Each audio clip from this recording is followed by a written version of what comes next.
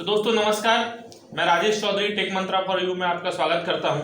तो दोस्तों आज हम आपको जिस डिवाइस के बारे में बताएंगे आपके घरों में लगा होता है, अगर नहीं लगा होता है तो जरूर लगवाएं। तो वो डिवाइस है ये एमसीबी। तो दोस्तों ये एमसीबी क्या होता है, कैसे काम करता है और क्या काम करता है, इसके कितने प्रकार होते हैं और किस प्रकार का इस्तेमाल कहाँ होता है, इतना हम आपको केवल बताएंगे आज।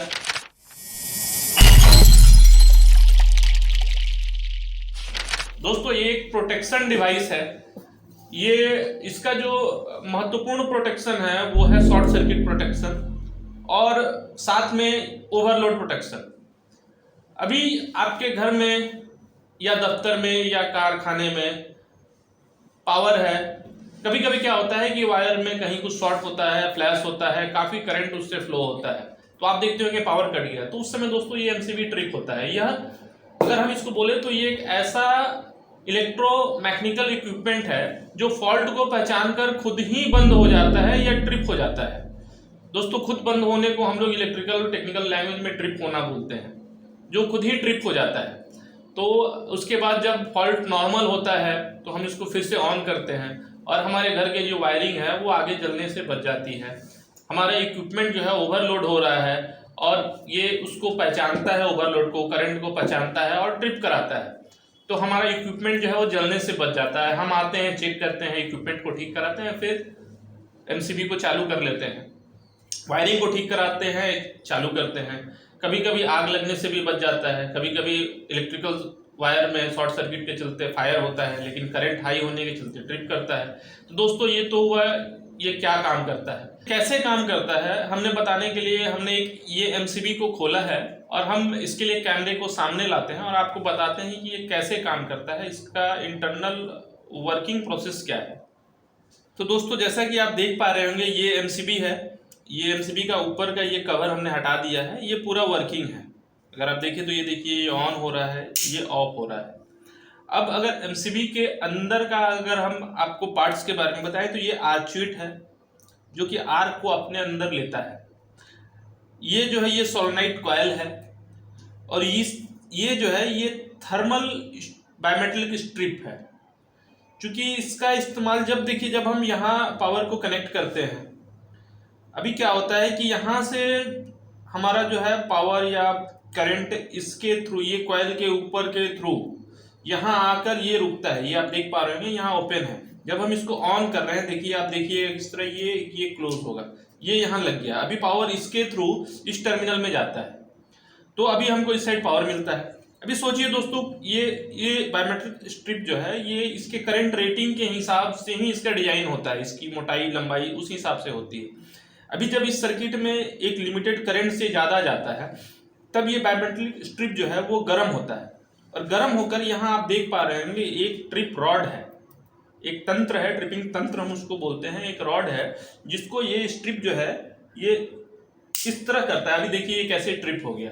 तो दोस्तों इस तरह ये जब ओवरलोड से हमारे इक्विपमेंट को बचाता है, क्योंकि ये इसको खुद ही ट्रिप करा देता है। दोस्तों अब इसका दूसरा प्रोटेक्शन के बारे में हम बात करेंगे जिसके लिए इसका यूज अधिकतर होता है दोस्तों, वो है शॉर्ट सर्किट प्रोटेक्शन। तो शॉर्ट सर्किट प्रोटेक्शन में ये स्ट्रिप गर्म होने के लिए हमारे पास समय नहीं होता है, क्योंकि उतने समय तक तो हमारा कुछ वायरिंग जल जाएगा या किसी के साथ कुछ दुर्घटना हो जाएगा। दोस्तों उस समय जो प्रोटेक्शन काम आता है वो होता है मैग्नेटिक प्रोटेक्शन। अभी दोस्तों क्या होता है, जैसे हम इसको फिर ऑन करते हैं, अभी आप देख पा रहे होंगे ये कॉइल, वहाँ ये कॉइल काम आता है। इसको हम सोलेनोइड कॉइल बोलते हैं या फिर मैग्नेटिक प्लंजर भी बोलते हैं, मैग्नेटिक कॉइल भी बोलते हैं। दोस्तों जब यहाँ से करंट जब पास होता है और शॉर्ट सर्किट जब होता है तो सर्किट में बहुत ज़्यादा मात्रा में करंट पास होता है, तो वो क्या होता है कि इस यहाँ मैग्नेटिक फील्ड बनता है और आप देख पा रहे हैं इसके अंदर एक पिन है। तो वो पिन निकलकर इस प्लंजर को जो है ये ऐसे पीछे की तरफ ढकेल देता है, इतने जोर का स्ट्राइक करता है कि ये उस समय ये ट्रिप हो जाता है। आप देख पा रहे होंगे यहाँ एक पिन है। तो दोस्तों ये तो इसके दोनों प्रोटेक्शन हो गए। ये आर्चुइट है, ये आर्चुइट इसका अपना खुद का एक प्रोटेक्शन है। जब करंट यहाँ से यहाँ पास होता है और वो लोड पर होता है तो यहाँ स्पार्क होता है स्पार्क होता है, आर्क प्रोड्यूस होता है। तो ये चूंकि आर्क बाहर नहीं जाए, इसलिए ये आर्क शूट जो है उस आर्क को, ये देखिए ये सारा आर्क जो है इसके अंदर ऑब्जर्व कर लेता है। तो ये इसके अपने खुद के प्रोटेक्शन के लिए है ये। दोस्तों अब हम बात करेंगे इसके टाइप के बारे में कि एमसीबी कितने टाइप्स की होती है। तो जैसा कि ये जो एमसीबी मैंने खोला है, आप देख पा रहे होंगे ये जो एमसीबी है ये बी टाइप है। यहाँ आप देख पा रहे होंगे B10 लिखा हुआ है, यानी बी टाइप और 10 एम्पेयर। उसके साथ ही एमसीबी के ऊपर में कुछ और भी इंफॉर्मेशन होता है। तो हम आपको ये एक नया एमसीबी दिखाएंगे उसके लिए। देखिए दोस्तों, ये जो एमसीबी है वो सी टाइप एमसीबी है और C20 लिखा है, इसका मतलब ये 20 एम्पेयर का है। तो दोस्तों इसी तरह, और ये डबल पोल का है, यानी इसमें हम 2 वायर डालेंगे तो 2 वायर इधर से निकलेगा। जैसे 220 के लिए अगर हम यूज करते हैं तो एक में फेस और एक में न्यूट्रल। और दोस्तों उसी तरह ये सिंगल पोल का है। तो उसी तरह 3 पोल 4 पोल तक का एमसीबी आता है। और तो दोस्तों अगर करंट रेटिंग के बारे में बात करें हम, तो एमसीबी जनरली 1 एम्पेयर से 100 एम्पेयर के नीचे तक आती है। उससे ऊपर के लिए हम एमसीबी का इस्तेमाल नहीं करते हैं। तो 1 ampere, 2 ampere, 3 ampere, 4 ampere, 6 ampere, 10 ampere, 20 ampere, 25 ampere, 30 ampere, 40 ampere, 63 ampere, इतने सारे रेंज में आती है एमसीबी। बाजार में आपको ये सारे मिल जाएंगे।